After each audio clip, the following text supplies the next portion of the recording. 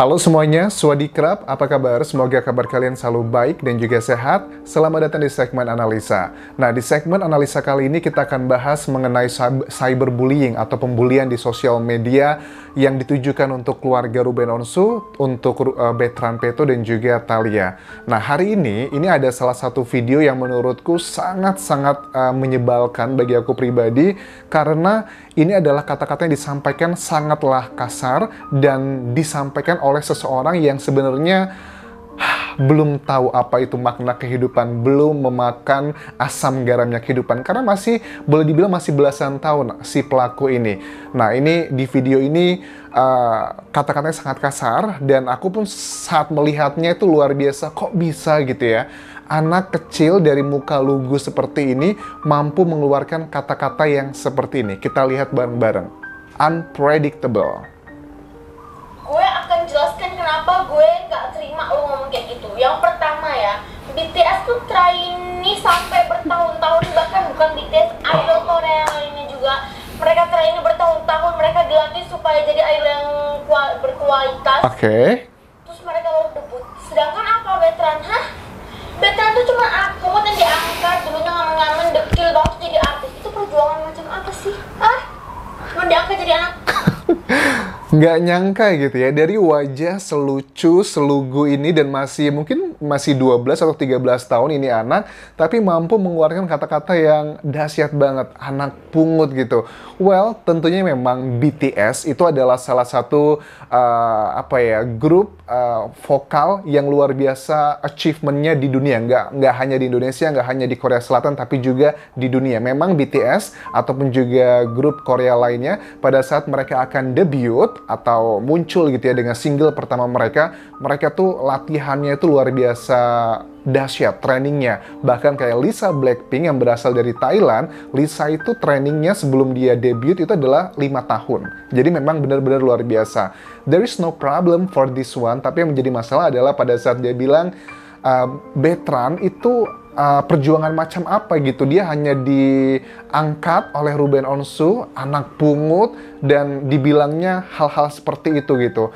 Gini ya, adik kecil yang lucu, yang manis, aku nggak tahu ya bagaimana kondisi kamu, kondisi psikologi, kondisi keluarga, kondisi ekonomi, apapun kondisi kamu, itu bukan menjadi justifikasi kamu untuk ngata-ngatain orang lain. Mentang-mentang aku miskin, mentang-mentang aku dari keluarga broken home, mentang-mentang aku tidak dalam kondisi yang baik gitu, lantas aku dengan kondisi seperti itu mampu menjustifikasi aku untuk menghina orang lain. There is not right. Jadi itu sama sekali salah. Pertama gini ya, kenapa mungkin kalian juga bertanya, Anjas, kenapa sih kamu sering sekali membahas mengenai Bertrand Peto dan juga keluarga Onsu? Alasannya begini guys, kalian tahu nggak sih bahwa di data BPS di tahun 2020 di Maret ini hampir sekitar 27 juta orang itu terdaftar, tercatat sebagai orang miskin di Indonesia. Kategori miskin apa di BPS ini? Kategorinya adalah orang-orang tersebut yang masuk dalam kategori miskin adalah orang-orang yang masih struggling setiap harinya untuk memenuhi kebutuhan dasar, yaitu makan. Ya, itu mereka masih struggling. Itu di Maret 2020 ini ada sekitar 27 juta orang. Nah, sedangkan ini sekarang sudah bulan November. Artinya setelah masa pandemik pun semakin bertambah orang kesulitan ekonominya. Nah, kenapa aku membahas Bertrand Peto dan juga Ruben Onsu? Di luar sana ada banyak anak-anak yang tidak beruntung dalam segi ekonomi, dalam segi sosial, dalam segi keluarga dan sebagainya. Itu ada banyak banget, at least itu ada puluhan juta orang anak-anak yang seperti itu. Tapi keluarga Ruben Onsu yang mau gitu ya berjibaku capek-capek untuk membantu ekonomi seseorang, membantu seorang anak dari daerah untuk diwujudkan cita-citanya, itu nggak banyak seperti keluarga Ruben Onsu yang mau gitu ya mengurusi A sampai Z gitu dengan ribet-ribet semua, itu nggak banyak. Nah, kenapa aku membahas ini? Karena kita tuh butuh orang-orang seperti Ruben Onsu yang mau membantu mereka yang tidak beruntung. Karena kalau kita mengandalkan pemerintah, tentunya ini nggak akan bisa selesai masalah ini. Kita butuh, kalau kita sudah punya rezeki lebih, kita membantu orang lain, itu adalah sangat baik. Nah, cerita seperti ini aku aku angkat agar bisa menginspirasi banyak orang-orang kaya di luar sana. Itu dari segi Ruben Onsu-nya. Sedangkan dari Bertrand Peto, ceritanya juga aku angkat karena di luar sana ada banyak puluhan juta anak-anak di Indonesia yang berada di garis kemiskinan dan juga mungkin berasal dari keluarga yang a broken home, boleh dibilang seperti itu. Aku ingin menyampaikan pesan ke mereka bahwa jangan pernah putus asa, jangan pernah menyerah untuk mengejar mimpi kalian. Tidak harus menjadi seorang selebriti, menjadi seorang bekerja yang menjadi dokter, yang menjadi polisi. Pokoknya apapun kondisi ekonomi anak-anak tersebut yang tidak baik saat ini, jangan pernah menyerah. Itu adalah alasanku. Jadi buat adik ini, perjuangan Bertrand Peto itu sudah dimulai sebelum dia itu ketemu dengan keluarga Ruben Onsu. Kamu boleh cek deh berbagai macam video-video yang viral tentang Bertrand Peto. Bertrand itu sudah mulai bernyanyi itu dari bukan bayi, maksudnya dari usia 10 tahun pun sudah mulai nyanyi dari kampung ke kampung. Kemudian juga Bertrand pun harus membantu neneknya jualan bakpao, kemudian juga jualan ikan, cari rumput untuk makan ternak. Itu adalah hal yang mungkin tidak terupload selama ini, tidak terblow up selama ini, karena mungkin kita hanya melihatnya dari superficial thing aja. Tapi yang perlu kamu tahu, perjuangan Bertrand pun sudah jauh sebelum dia ketemu dengan keluarga Ruben Onsu. Itu yang pertama. Video yang kedua yang diupload oleh Ruben Onsu. Di FB-nya jamet, Bertrandnya anak pungut plus jamet lagi. Gue salah ngomong gak sih? Oh my god, jamet dan anak pungut. Oke, aku tadi sempat searching apa itu jamet. Jamet itu ternyata dari mana nih? Aku cek dulu jamet ya. Oke. Dari tribunpekanbaru.com, jamet itu artinya di bahasa gaul yaitu seperti bucin, ambiar, gabut, hingga sekut dalam bahasa kekinian 2020, yang berarti singkatan dari janda atau jablay metal. Kata ini biasa disebut bagi orang yang lebih dari alay kelakuannya.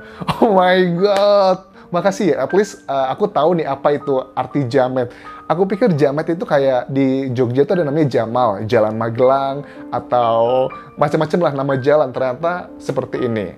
Well, kalian tahu lah, aku nggak perlu mau komentari karena mungkin anak ini ingin melampiaskan sesuatu hal yang terpendam dalam dirinya. Ada mungkin rasa kecemburuan sosial, mungkin juga ada rasa ketidakpuasan di sekitarnya, makanya dia mengatakan hal seperti ini. Tapi menurutku untuk anak zaman sekarang, dengan teknologi yang kita miliki, itu harusnya bisa lebih berpikir komprehensif. Kalau mungkin anak-anak zaman dulu dengan keterbatasan teknologi, nggak ada internet, mungkin ada banyak info-info yang nggak bisa kita dapatkan. Tapi kalau untuk zaman sekarang, menurutku anak ini harusnya sudah bisa belajar bertanggung jawab atas apa yang dia sampaikan. Karena anak usia mungkin 12 tahun sekarang dengan anak usia 12 tahun mungkin 20 tahun lalu mungkin sangatlah berbeda keluguannya. Tapi kalau untuk zaman sekarang dengan informasi yang kita dapatkan dengan sangat mudah, harusnya anak ini sudah mulai belajar mendapatkan resiko dari apa yang dia ucapkan. Kalau nggak begitu, cepat mungkin di usia 15-20 tahun akan mengulangi hal yang sama atau hal yang sedikit sama tapi dalam hal yang berbeda. So, menurutku anak ini harus mendapatkan kayak sedikit efek jera. Jadi menurutku jangan dibiarkan begitu aja.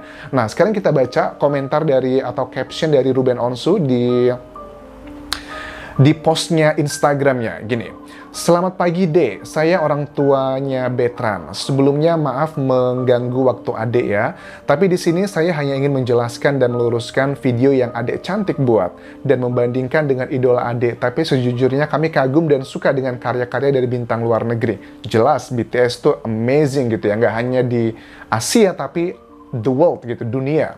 Kami tidak pernah menyamakan anak kami dengan bintang luar negeri. Masih terlalu jauh dan tidak pernah bermimpi bisa sehebat mereka. Tapi anak saya salah apa, Dek? Dan dari mana Adek tahu anak saya ngamen? Oke, apa sih, Dek, arti kata dekil? Mohon dijawab ya. Oke, ngamen itu mungkin dari anak ini berpikirnya bahwa orang-orang yang berasal dari keluarga mungkin tidak kaya raya tapi punya kemampuan baik, mereka identikan dengan mengamen. Itu adalah persepsi ya, bukan fakta. Itu hanyalah persepsi. Kemudian dekil. Nah, ini dia. Satu lagi hal yang menurutku juga agak sedikit unik di Indonesia. Sebagian orang berpikir bahwa orang yang punya kulit coklat itu identik dengan dekil. Nah, Betran memang berkulit coklat, aku pun berkulit coklat. Mungkin bagi mereka berpikir adalah orang kulit coklat adalah dekil. Padahal si Ade ini pun juga termasuk dalam kategori kulit coklat. That's really something unique menurutku. Kemudian pertanyaannya saya sekarang, apa yang salah dari anak pungut? Jika kamu marah, kenapa kamu pakai kata anak pungut? Please, anak pungut itu adalah kata-kata yang sangat kasar sekali. Dan menurutku harusnya orang-orang yang mengangkat anak, membantu mewujudkan mimpi-mimpinya, jangan dihina, tapi justru disupport gitu. Kalaupun memang nggak bisa mensupport, ya sudah didiamkan saja. Itu much better than insulting something like this. Terus, apa yang sudah dilakukan anak saya ke kamu? Hinakah seorang anak pungut? Anak saya diasuh dengan sah secara hukum oleh saya dan istri saya Sarwenda. Oke. Aku tahu mungkin anak-anak seusia 12-13 tahun pada saat dia membaca ini mungkin dipikirnya, lebay nih Pak Ruben dan sebagainya. Well, mungkin kamu belum mengalami yang namanya pengalaman hidup, asam garamnya kehidupan. Jadi kamu tidak punya hati gitu ya pada saat kamu mengatakan hal seperti itu. Tapi bagi orang-orang yang sudah dewasa dengan pengalaman hidup yang kuat, dengan hati yang baik, saat kamu mengatakan kata anak pungut, it's really insulting. Itu sangatlah mengganggu dan sangatlah menyakitkan untuk sang anak dan juga untuk sang orang tua. Orang tuanya nggak cuma di Jakarta, tapi orang tua yang berada di NTT. Bagaimana perasaan mereka? Itu yang harus kamu pertimbangkan. Lanjut lagi, caption dari Ruben. Sebelumnya, kalau boleh saya perkenalkan diri, saya Ruben Onsu yang mengawali karir dari tahun 1997 bersama Aditya Gumai. Dan bersyukur saya masih ada sampai sekarang di TV. Panjang kalau saya sebutkan perjalanan dan prestasi yang sudah dicapai selama 23 tahun. Jadi, untuk karir anak saya, dikit-dikit ilmu yang saya punya dan relasi yang saya kenal bisa menghantarkan dan mengarahkan putra saya menggapai cita-citanya. Selain itu, kami sebagai orang tua juga fokus ke pendidikannya. Itu adalah benar, kita bisa melihat selama setahun terakhir. Tapi di sini, kalau saya bicara atas nama orang tua, bagaimana jika posisi itu dibalik? Jika kamu posisinya seperti Betran, apa orang tua kamu terima? Lalu dengan sengaja mengubah muka anak saya menjadi binatang, apa saya masih bisa diam? Maaf adik cantik, kesabaran saya ada batasnya. Bagaimana dengan semua orang-orang yang mungkin memiliki anak asuh? Dan bagaimana dengan anak jalanan? Apa yang hina dari anak jalanan? Oke, menjadi anak jalanan itu adalah sebagian besar bukanlah menjadi pilihan orang-orang atau anak-anak yang berada di jalanan. Ada berbagai macam faktor, masalah ekonomi ataupun keributan dengan keluarga. Seperti di Amerika, anak-anak jalanan itu biasanya mereka umumnya adalah berasal dari keluarga yang broken home. Mereka ribut dan mereka keluar pindah ke jalanan. Di Indonesia pun juga sama. Menjadi anak jalanan itu pasti ada banyak faktornya. Faktor ekonomi ataupun juga dengan permasalahan intern keluarganya. Dan mereka sebenarnya tidak mau mengalami itu, tapi karena kondisi, ya seperti itu. Itu adalah hal yang harus kalian tahu. Mungkin kamu hidup bahagia dan mendapatkan kasih sayang dari orang tuamu. Tapi kalau kamu buka mata, banyak di luar sana yang masih membutuhkan perhatian dan kasih sayang bukan hinaan. That's really true. Jadi perjuangan anak saya janganlah jadi hinaan dan belum tentu benar serendah yang Ade ucapkan. Perjalanan hidup anak saya juga bukan dia yang mau, tapi Tuhan. Bukankah semua hidup kita sudah ada yang menentukan? Sekian penjelasan dari saya selaku orang tua Betran Peto. Terima kasih. Jadi yang aku kritisi di sini bukanlah si adik kecil ini ya, si gadis kecil ini, tapi yang aku kritisi adalah attitude-nya, ucapannya, tindakannya. Karena menurutku, walaupun Ade ini mungkin nggak tahu di kedepannya akan keluar berita bahwa dia berasal dari keluarga broken home, ekonominya tidak baik. Well, sekali lagi, kondisi ekonomi kita, kondisi keluarga kita, walaupun itu tidak baik, adalah bukan justifikasi kita boleh menghina orang lain. That's really important. Oke. Nah, kemudian si Ruben Onsu juga mempost bahwa si Ade ini sudah minta maaf melalui DM Instagramnya. Selamat malam kakak Ruben, kemudian dengan emot nangis. Saya minta maaf dengan sebesar hati saya karena telah menjelekkan nama baik Betran. Saya yang membuat akun dengan nama Betran Peto, Babi, dengan tidak sengaja membuat keluarga kak Ruben menjadi jelek. Oke, jadi menurutku kita tersandung dengan undang-undang karena ada undang-undang yang melindungi anak-anak kan ya. Kalau ada anak-anak terkena masalah hukum, itu ada undang-undang spesialnya, ada undang-undang khususnya gitu. Dan memang usia dia menurutku mungkin masih belasan, 12 ataupun 13 tahun lah, yang pasti di bawah 17 tahun sepertinya, kalau aku lihat dari cara bicaranya.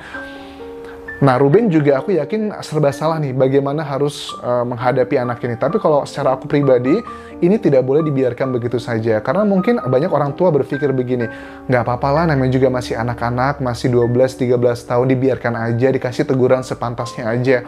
Jangan, karena berdasarkan pengalaman aku pribadi, jika anak-anak itu sudah melakukan kekeliruan ataupun juga kesalahan seperti ini di masa kecilnya, kemudian tidak diberikan efek yang sangat-sangat jerah pada saat dia bertumbuh dewasa, bertumbuh remaja, dewasa, tua, itu sepertinya akan ada repetition. Kayak ada pengulangan-pengulangan, kesalahan-kesalahan dalam hal yang berbeda. Jadi menurutku, jangan dibiarkan saja, terutama bagi orang tua dari si adik kecil ini. Please, harus mulai buka mata bagi orang tua adik ini, harus diberikan pelajaran yang sangat jerah. Jangan pernah berpikir bahwa ya sudahlah, namanya juga kenakalan anak-anak. Enggak, karena berdasarkan pengalaman aku pribadi melihat mahasiswa-mahasiswaku dan juga orang-orang di sekitarku, jika mereka anak-anak dari kecil itu sudah nakal banget, sudah suka ngomong kata-kata kotor dan sebagainya, pada saat mereka tumbuh dewasa itu mereka ternyata tidak tobat.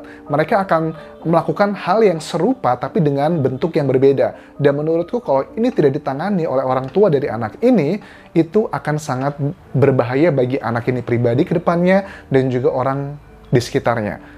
Well, that's really frustrating kalau menghadapi anak-anak yang tidak dikontrol, tidak punya cara mengontrol diri di sosial media. Dan dengan segala macam kecanggihan teknologi, harusnya anak-anak zaman sekarang mulai sudah bisa berpikir lebih komprehensif, beda dengan anak-anak zaman dulu. Oke, jadi menurutku Ruben Onsu untuk kasus yang ini, aku tidak tahu apakah Ruben memaafkan. Aku yakin Ruben pasti akan memaafkan secara hati. Tapi kalau untuk secara hukum, aku menyarankan bahwa Ruben harusnya membawa kasus ini ke hukum.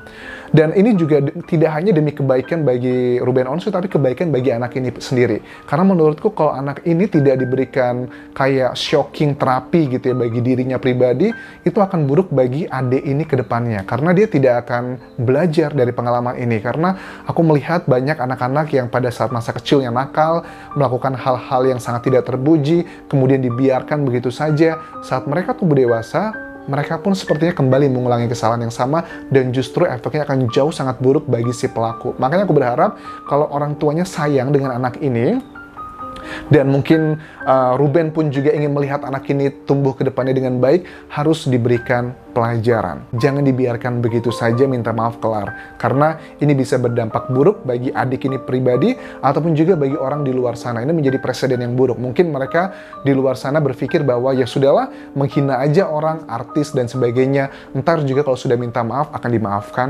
Nah, itu jangan sampai seperti itu. Ini kayak hukum karma. Repetitionnya itu selalu seperti ini. Kayak siklusnya tidak pernah berubah. Jadi aku berharap Ruben beserta keluarga, beserta tim itu tahu bagaimana memotong siklus yang mudah-mudahan ini segera berakhir ya di Indonesia. Karena sepertinya jari-jari netizen Indonesia itu sangat kejam banget. Jadi we have to learn from this one. Oke, terima kasih sudah menonton video ini, mudah-mudahan bisa bermanfaat, nggak hanya sekedar menjadi tontonan, tapi juga sedikit memberikan tuntunan bagaimana kita bersikap, berkomentar di sosial media. Kalau kita nggak suka dengan sebuah tayangan atau sebuah konten, sebuah gambar, ya sudah nggak usah di-follow, nggak usah dikomentari, nggak usah diikuti, biarkan sajalah begitu. Itu adalah cara kita bagaimana mengontrol, membentengi hati kita agar tetap berada di porsi atau track yang menurut kita benar gitu. Ya, terima kasih sudah menonton. Jangan lupa follow Instagramku di Anjas Indonesian dan juga subscribe channel ini. Karena ternyata banyak dari kalian yang nonton video-video di channelku tapi belum subscribe. Ada sekitar 80% orang. Jadi please subscribe ya. Kopun kerap semuanya.